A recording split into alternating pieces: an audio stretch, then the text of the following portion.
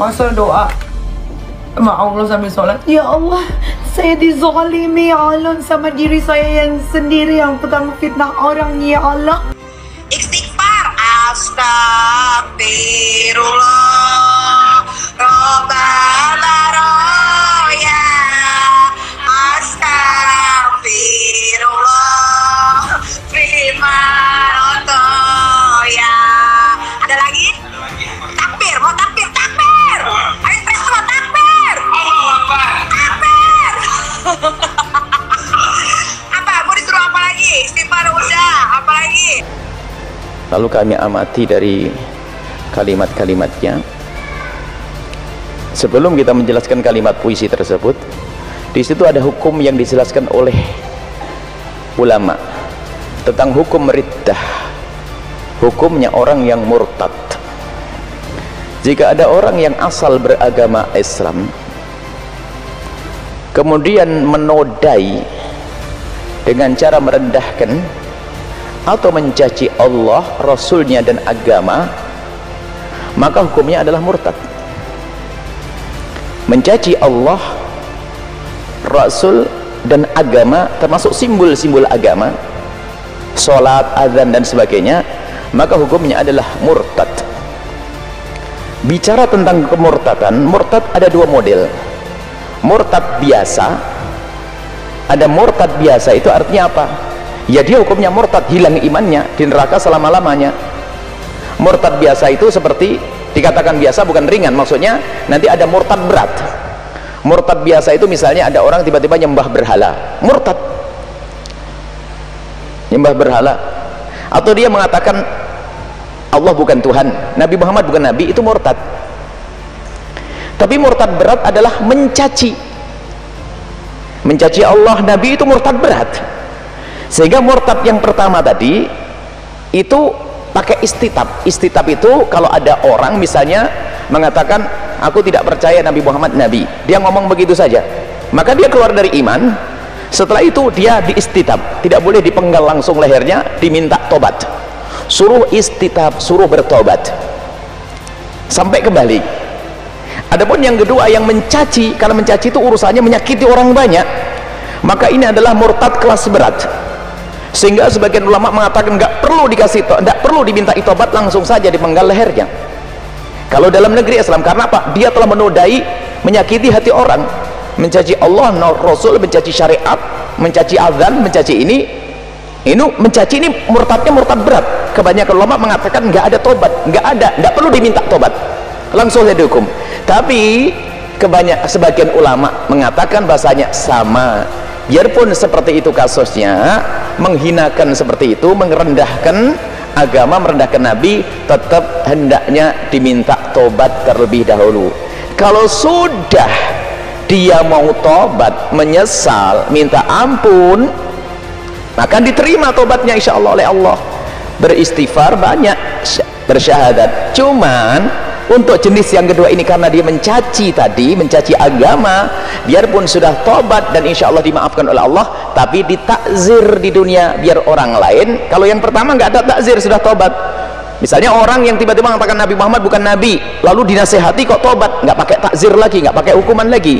Tapi jenis yang mencaci, jenis yang mengolok Nabi, mengolok Allah, mengolok syiar agama, biarpun sudah tobat, tapi tetap harus dihukum agar orang lain tidak ikut-ikutan. Ada takzir setelah itu. Cuman takzirnya bukan dipenggal lehernya, apakah dicambuk 100 kali di alun-alun, atau mungkin dimasukkan penjara. Takzirnya seperti itu. Jadi itu penghina agama, itu berat hukumannya bagi seorang muslim. Kalau bagi orang non muslim juga ada hukumannya. Kita bicara di wilayah kaum muslimin saja. Kemudian setelah itu ada cerita, saya itu tidak pernah dengar begitu, kalau tidak dikasih tahu orang juga tidak tahu, didengarkan puisi, kaget saya itu dengar puisi itu. Cuman setelah itu saya mengamati umat, wong yang bersangkutan saja sudah merasa bersalah, kok ada umat yang membela.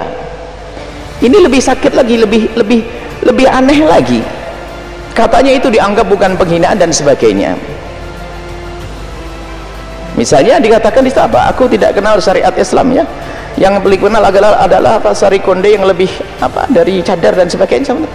aku tidak kenal syariat Islam. Aku lebih yang aku kenal adalah lantun kidung lebih merdu daripada azan, contoh. Itu ada yang mengatakan itu bukan penghinaan. Baik, ajib. Kalau bukan penghinaan, saya ajari Anda berpikir. Coba Anda langsung, biar Anda marah kepada saya nanti. Aku tidak kenal bapakmu, yang aku tahu kambing lebih ganteng dari bapakmu. Coba, kira-kira Anda marah enggak? Aku tidak kenal ayahmu, yang aku tahu kambing itu lebih ganteng dari bapakmu. Kurang ajar sekali kamu. Coba suruh berpikir, katanya kok bukan penghinaan. Ini bagaimana ini? Cara berpikirnya tuh tidak nyambung itu. Jelas ya? Jelas. Bapakmu lebih ganteng dari kambing, kambing lebih ganteng dari bapakmu. Marah enggak? Wah, itu biasa, itu sastra. Baguslah. Kalau itu sastra. Mohon maaf, ini saya ajak berpikir. Karena apa? Di situ banyak komentar-komentar karena gitu saja kok penghinaan. Ajib, dia tidak ngerti makna penghinaan. Aku tidak kenal syariat Islam, yang aku tahu adalah kidung atau konde lebih elok daripada maksudnya cadar dan sebagainya. Cadar adalah syariat, cadar adalah agama. Para ulama antara wajib dan sunnah, tidak ada yang mengatakan cadar bukan agama.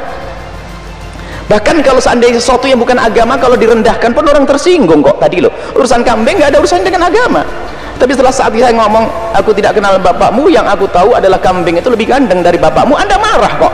Ini ada urusan dengan agama. Bagaimana dengan urusan agama? Baik, jadi jelas apa yang telah diungkapkan adalah peremehan yang bikin orang lain sakit.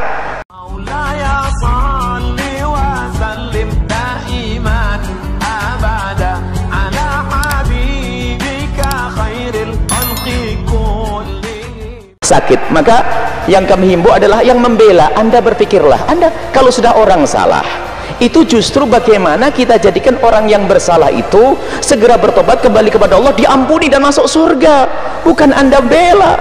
Saya heran dengan sebagian manusia, dulu ada siapa itu yang merendahkan Al-Quran, dibela juga. Ini ada orang begini, ada yang membela. Saya pusing. Anda ini berpikir atau tidak? Bapak ini kambing lebih ganteng dari bapakmu, Anda diam saja. Ini loh, mohon maaf, ini kok masih dibela. Justru saya akan berpikir kepada yang membela itu, yang membela ini. Makanya yang perlu dibela adalah kebenaran. Justru yang dibela ibu tersebut. Ibu, saya tidak berani nyebut nama orang itu di sini. Kalau nama orang soleh disebut baru bahagia nanti. Kalau nama orang tidak soleh disebut nanti takut. Ya, sudah tahu namanya semua ya. Baik, ibu tersebut kalau nama nyebut nama Rasulullah sallallahu alaihi, Imam Syafi'i nyebut Abu Jahal, semoga Allah tidak menurunkan adab di sini. Baik, jadi ibu tersebut seharusnya umat ini kompak untuk, kalau memang kita mau berbalas budi dengan Presiden Soekarno yang beliau juga sangat islami, justru putrinya kita selamatkan dong. Kalau melakukan sebuah kesalahan, yuk kita bawa lagi kembali kepada ajaran Nabi Muhammad, biar nanti di akhirat tidak dihukum. Kan begitu, bukan malah dibela tambah jauh. Sekarang ada orang kerjanya bela yang begitu.